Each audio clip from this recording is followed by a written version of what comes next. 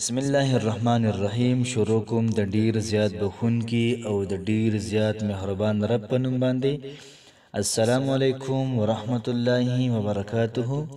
امید در رب کوم چې تاسو ټول به ټیک ټاکې. الله پاکم خوشاله آباد ساته. الله پاک دې زمونږ ټول خواهشات پوره کړي. الله پاک دې زمونږ او ستاسو ټول حاجات پوره کړي.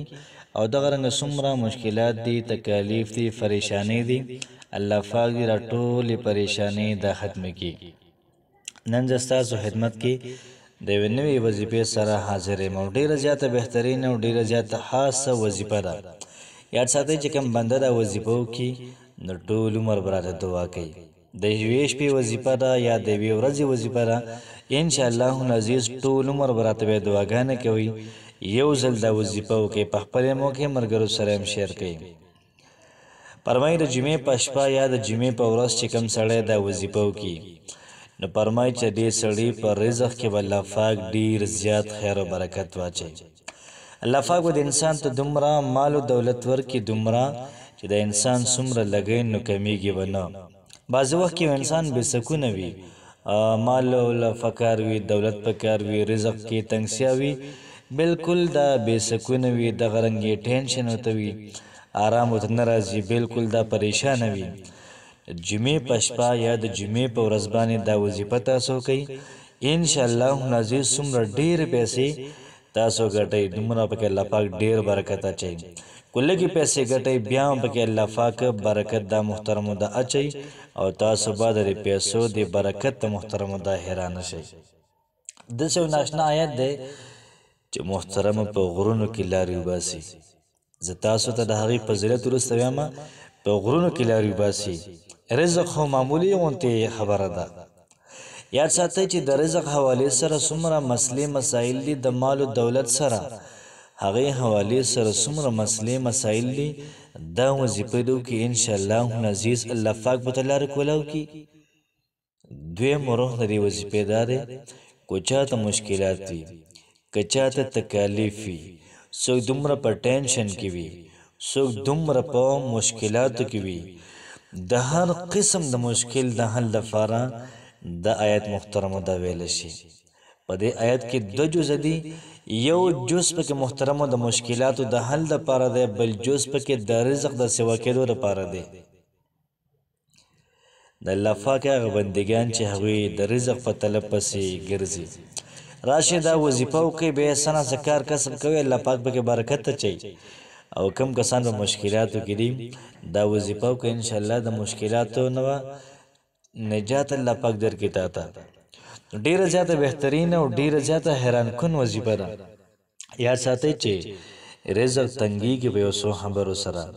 رشته کټ کول شو، د چا غیبت کول شو، جګړې کول شو، کنځل کول شو، او هر ټایم په کور کې درز غبل شو، دې سره رزق محترمو دا کمیږي.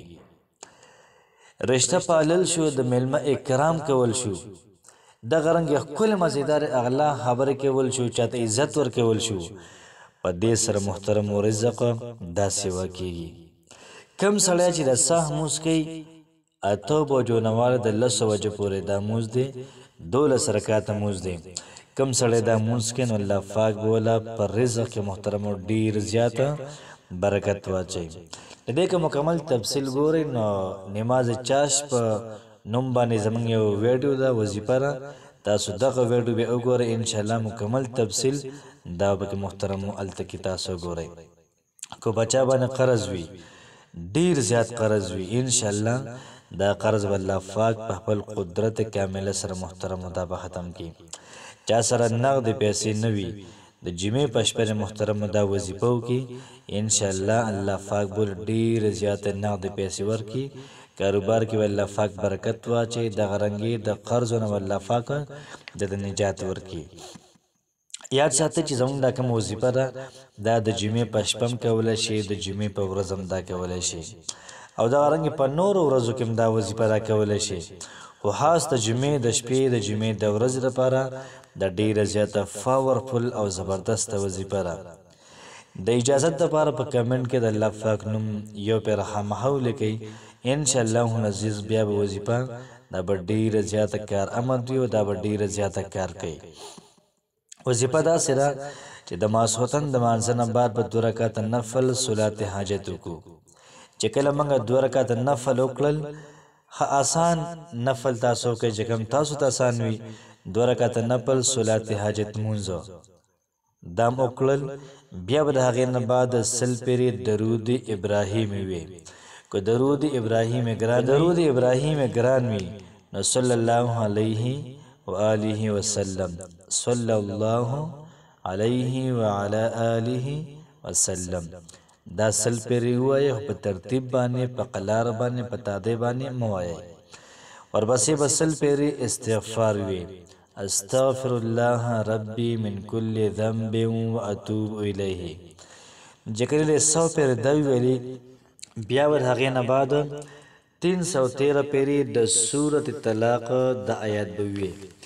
ومن یتق الله یجعل له مخرجا ويرزقه من حيث لا يحتسب ومن يتوكل على الله فهو حسبه إن الله بالغ أمره قد جعل الله لكل شيء قدرا. نو دا آیات با 314 پیرې ښه په اطمینان، ښه په سکون باندې دا به وي. یاد ساتئ چې د آیت کې دی ومن یتق الله یجعل له مخرجا. کم سړی چې د الله پاک نه ویرېدو، تقوا اختیار کړله، الله پاک به د انسان ته لاره کولاو کړي. راځئ اوس د رزق لارې به الله پاک ورته کولاو کړي، د مال او دولت لارې ورته الله پاک کولاو کړي، قرض به الله پاک ختم کړي. ښکلې ښکلې مزیدار مزیدار اغلا ځایونه به الله پاک د انسان نه ورکړي، ښکلې بنګلې به ورکړي او دغه رنګې په دنیا کې به خوشحاله ساتي. او څونه مشکلات دي ويجعل له مخرجا، يجعل له مخرجا، دغه مشکلاتو نه به راوباسي. څونه ښکلې وظیفه ده، زبردست او اعلی وظیفه ده. د ټولو مشکلاتو د حل پکې دی. ويرزقه من حيث لا يحتسب، دا سه رزق به الله پاک د انسان ته ورکړي چې د هغې به د انسان محترم ګمان نشي کولی. او بیا وایي ومن یتوکل علی الله فهو حسبه، او کم سړی توکل په الله پاک باندې وکړي که نه، الله پاک وله کافي کېږي. من کله کله وظیفه کې وایو چې په یقین باندې دا وظیفه وکړئ، په توکل باندې وکړئ، انشاءالله ډېره زیاته زر اثر کوونکې وظیفه ده. ان الله بالغ امری، بېشک الله پاک رسېدونکی دی کار ته. قد جعل الله لكل شیء قدرا، په دقیق سره الله پاک ګرځوي هر یو څیز دپاره یو اندازه. دا وظیفه چې کوم بنده وکړله، کوم سړي وکړله، کوم نارینه وکړله، یا کومې زنانه وکړله، یا کومې خور وکړله، انشاءالله العزیز الله پاک کې دومره اثر واچوي تاسو به حیرانه شئ. او بیا د هغې نه بعد بیا 100 پیرې صلی الله علیه و آله وسلم، او بیا د هغې نه بعد اوږده مزیداره دعا وکئ. ما ته مغې دعا وکئ، څومره کسان دا ویډیوز ګوري هغوی ته هم دعا وکئ. یا الله پاک د ټولو مسلمانانو رزق دا پراخه کړي. په دعا کې به شومتوب نه کوئ ښه. یا الله پاک زما رزق هم پراخه کړي، زما په ژوند کې هم سکون پیدا کړي.